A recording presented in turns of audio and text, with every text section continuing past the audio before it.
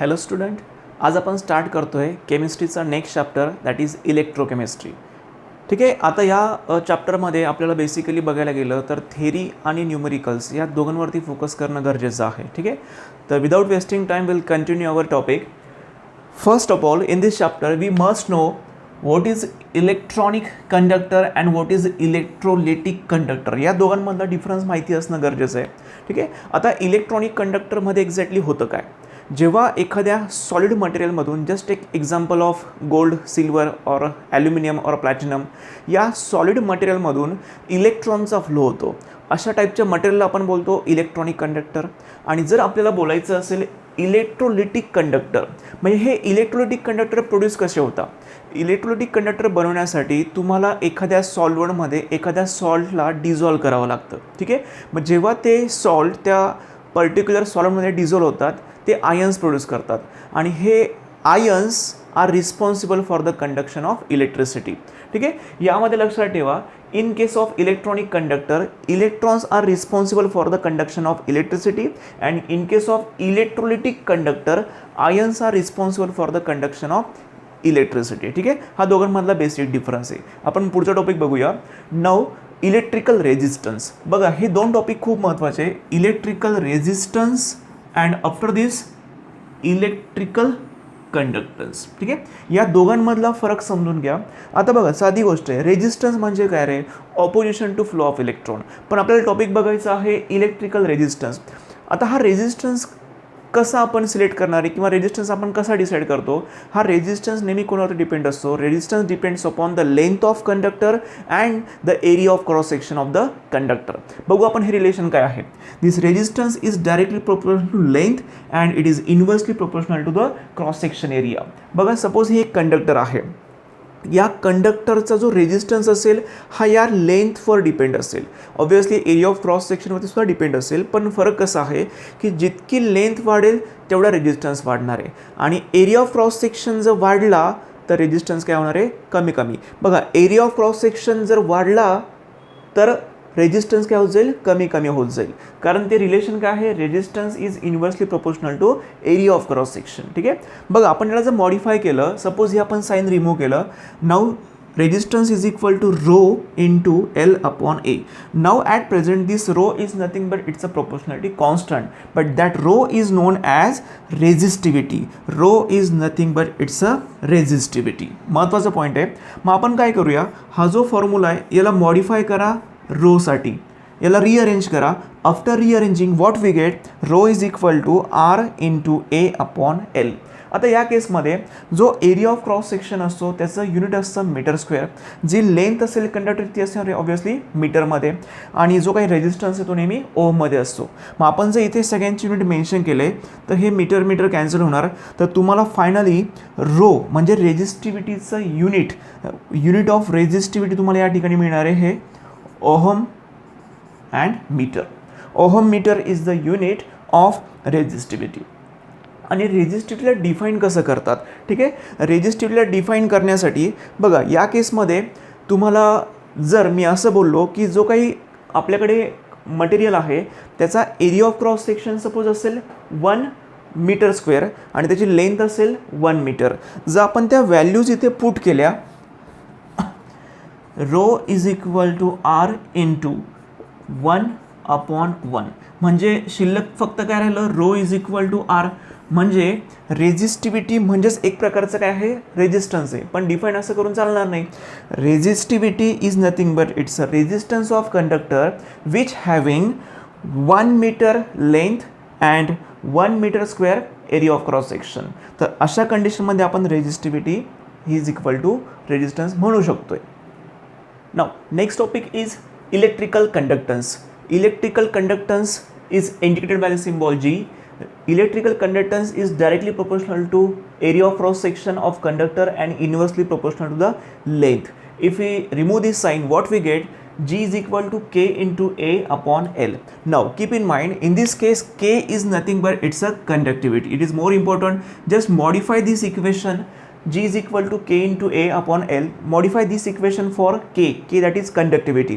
आपण जर त्याला मॉडिफाय केलं तर आपल्याला नवीन इक्वेशन मिळालं आहे. That new equation is K is equal to G into L upon A.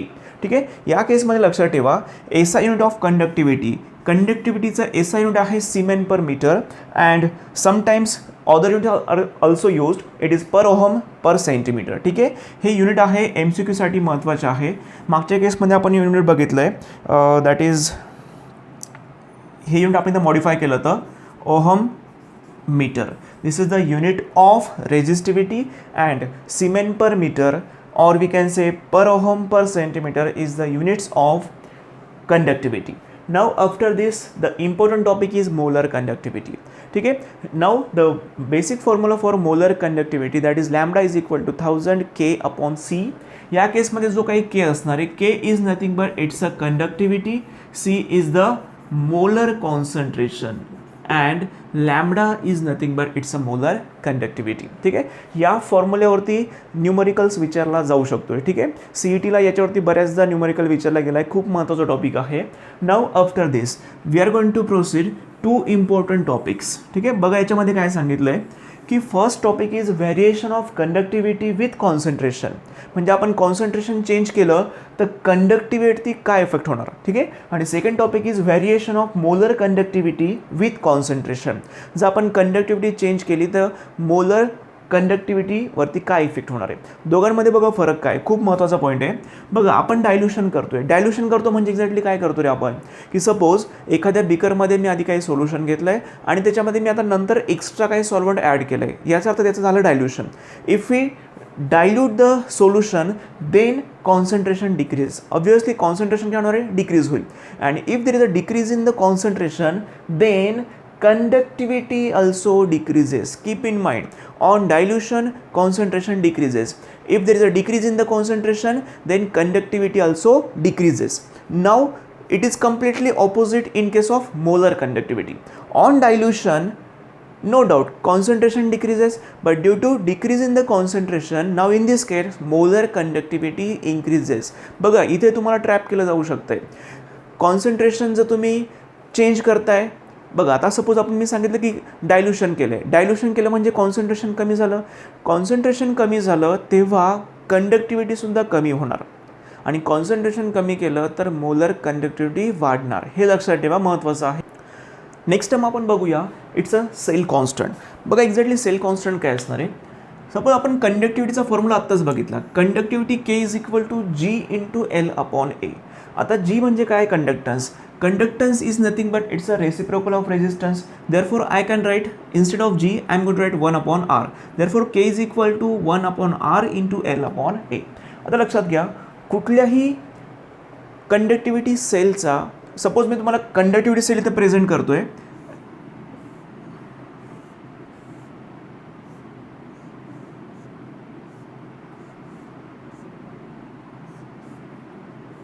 Okay, हा कंडक्टिव्हिटी सेल आहे. आता याच्या केसमध्ये बघा ह्या ज्या दोन प्लॅटिनम प्लेट असतात यांच्यामधलं डिस्टन्स हे 1 सेंटीमीटर असतं. Distance between two platinum plate is generally 1 centimetre आणि त्याचा जो एरिया ऑफ क्रॉस सेक्शन आहे तो 1 मीटर स्क्वेअर असतो, 1 सेंटीमीटर स्क्वेअर असणार आहे. ठीक आहे. आता एक गोष्ट लक्षात घ्या की या दोघांमधलं डिस्टन्स कधी कमी जास्त होणार नाही, ते फिक्स असणार आहे आणि त्या प्लेटचा एरियासुद्धा कसं असणार आहे, फिक्स असणार आहे. याचा अर्थ एलची व्हॅल्यू आणि एची व्हॅल्यू ही चेंज नाही होते. या दोघं व्हॅल्यू कशा आहे, कॉन्स्टंट. मग एल आणि ए हे दोघंही कॉन्स्टंट असल्यामुळे या दोघांचा रेशो तुम्हाला नवीन काहीतरी कॉन्स्टंट मिळतोय. मग तो नवीन कॉन्स्टंट आपण दाखवताना सिम्बॉल वापरणार आहे बी आणि त्या बीला आता आपण बोलणार आहे सेल कॉन्स्टंट. ठीक आहे. Instead of L upon A, I am going to write here B. Therefore, new equation is K is equal to B upon R. या केसमधला जो B आहे त्या B ला बोलतात cell constant. R is the resistance, K is the conductivity. त्याच्यानंतर जर तुम्हाला conductivity major करायची असेल तर काही सोल्युशन यूज करणं गरजेचं आहे. ठीक आहे. तर या केसमध्ये कंडक्टिव्हिटी मेजर करण्यासाठी तुम्हाला 0.1 मोलर 0.01 मोलर KCl सोल्युशन वापरणं गरजेचं आहे. तुम्हाला मल्टिपल चॉईसला क्वेश्चन विचारला जाऊ शकतोय की which of the following solution is used or which of the following solution is not used for the measurement of conductivity. ठीक आहे. तर लक्षात ठेवा हे कॉन्सन्ट्रेशन असलेले सोल्युशन आपण वापरू शकतोय आणि सगळ्यात महत्त्वाचं म्हणजे आपल्याला कुठलं सोल्युशन वापरायचं आहे, KCl सोल्युशन आपल्याला यूज करायचं आहे. Now after this will proceed for the small topic that is salt bridge. बघा जेव्हा आपल्याला दोन हाफ सेल कनेक्ट करायचे असेल, जस्ट कन्सिडर की suppose this is first half cell and this is another half cell, these are the two half cell. Now we have to connect them. यांना जर आपल्याला कनेक्ट करायचं असेल तर आपण इथे सॉल्ट ब्रिजचा यूज करतो. मग तुम्हाला या सॉल्ट ब्रिजवरती एखादा क्वेश्चन विचारला जाऊ शकतोय. मग आता या सॉल्ट ब्रिजला हे बघा, it is a U shape glass tube, no doubt. पण या यू शेप ग्लास ट्यूबमध्ये काय असं समजून घ्या, it consist of solution of potassium chloride or we can say ammonium nitrate. Either you can use KCl और NH4NO3 विथ 5% अगर solution. तुम्हाला हे दोघं तिघं लक्षात ठेवायचे फॉर MCQ एक्झाम. ठीक आहे. This is all about salt bridge. चला आपण बघूया आता next. It is Daniell cell. बघा, डॅनियल सेलचं तुम्हाला कन्स्ट्रक्शन दाखवलं. It consist of two half cell and this two half cell are connected with the help of salt bridge and they are connected externally with the help of some wires through voltmeter. Now the first half cell consists of 1 molar zinc sulfate solution and another half cell consists of 1 molar copper sulfate solution. In zinc sulfate solution, we are going to dip zinc electrode or we can say zinc rod, and in copper sulfate solution, we are going to dip copper electrode. Now in this case, this zinc loses electron. ठीक है. Therefore, it acts as a anode. बघा reaction exactly काय होते. This zinc gives Zn2 plus 2 electron. इलेक्ट्रॉनचा loss केलाय म्हणजे exactly काय झालंय, ऑक्सिडेशन झालंय. आणि जिथे ऑक्सिडेशन होतं त्या इलेक्ट्रोडला आपण काय बोलतो, anode. Now what are the electron loss, that electron flows through this metallic wire and they transfer toward this copper. Now this copper carries negative charge. Once it carries negative charge, all the Cu2 plus ions present in this solution, they migrated towards negative copper. After migration, what will happen? That Cu2 plus they accept 2 electron and forms Cu. Now in this case, this copper ions gains electron. It means reduction takes place. ठीक आहे. इथे काय घडतं आहे, reduction होतं आहे. मग तुम्हाला फक्त काय करायचं, या दोघं रिएक्शनला कंबाईन करायचं आहे. दोघं रिएक्शनला जर आपण कंबाईन केले, इलेक्ट्रॉन्स कॅन्सल होतील, मग शिल्लक जे राहील ती असणार आहे फायनल रिडॉक्स रिएक्शन. याच्यावर तुम्हाला मल्टिपल चॉईस क्वेश्चन विचारला शकतोय. Representation of the cell. बघा, सेल रिप्रेझेंट करताना काही रूल्स तुम्हाला लक्षात ठेवायचे. आपण लेफ्ट साईडला नेहमी ॲनोडला मेन्शन करतो, हे लक्षात ठेवा. आणि राईट साईडला नेहमी कोण असणार आहे, कॅथोड असणार आहे. आता जेव्हा एखादा मेटल त्याच्या आयन्सच्या कॉन्टॅक्टमध्ये असतो, त्यांचा हा डायरेक्ट कॉन्टॅक्ट असतो. Direct contact is indicated by single vertical line and indirect contact between two solution is indicated by double vertical line. Now how to represent this cell? Now first there is a zinc rod. I am going to mention here zinc. Now this zinc is in direct contact with the ions. Therefore this Zn2 plus is nothing but it's a ZnSO4 solution. या दोघांमध्ये काय आहे त्यांचा direct contact. Direct contact असल्यामुळे मी ते mention केले single vertical line. आणि हे जे सोल्युशन आहे याचं कॉन्सन्ट्रेशन किती आहे, 1 molar. Now there is a double vertical line. Double vertical लाईनचा मिनिंग तुम्ही असं घेऊ शकता की त्याला आपण सॉल्ट ब्रिज सुद्धा म्हणू शकतोय. ठीक आहे. आता हे या इलेक्ट्रोड नंतर आपण डिस्कशन केलं या सोल्युशनचं. सोल्युशन नंतर डिस्कशन करतोय आपण सॉल्ट ब्रिजचं. आता हे सॉल्ट ब्रिज दाखवण्यासाठी आपण इथे वापरले डबल व्हर्टिकल लाईन. या सॉल्ट ब्रिजचा कॉन्टॅक्ट कोणासोबत होतोय, कॉपर सल्फेटच्या सोल्युशनमध्ये म्हणजे CuSO4 सोबत. मग आपण इथे मेन्शन केलं CuSO4 आणि हे CuSO4 म्हणजे Cu2 प्लस आयन्स हे आता कोणाच्या कॉन्टॅक्टमध्ये येत आहे, या कॉपरच्या. मग आपण इथे मेन्शन केलं आहे single vertical line and Cu. लक्षात ठेवा, हा जो झिंक असणार आहे हा असणार आहे ॲनोड आणि जो कॉपर असणार आहे तो कोण असणार आहे, कॅथोड असणार आहे. याच्यावरती तुम्हाला MCQ काय विचारला जाऊ शकतोय, in Daniell cell which of the following electrode acts as a anode, which of the following electrode acts as a cathode. Electron flows from anode to cathode और कॅथोड टू एनोड. लक्षात ठेवा, electron always flow from anode to cathode. हे लक्षात ठेवा, this is direction of electron. त्याच्यानंतर तुम्हाला हे सेलचं प्रेझेंटेशन सुद्धा विचारलं जाऊ शकतं, which of the following presentation is correct for the Daniel cell, option ABCD. तर लक्षात ठेवा, प्रेझेंटेशन काय आहे आपलं, zinc Zn2 plus double vertical line Cu2 plus single vertical line Cu. ठीक आहे. आणि जे सोल्युशन आपण यूज करतो त्याचं कॉन्सन्ट्रेशन काय असणार आहे, 1 मोलर.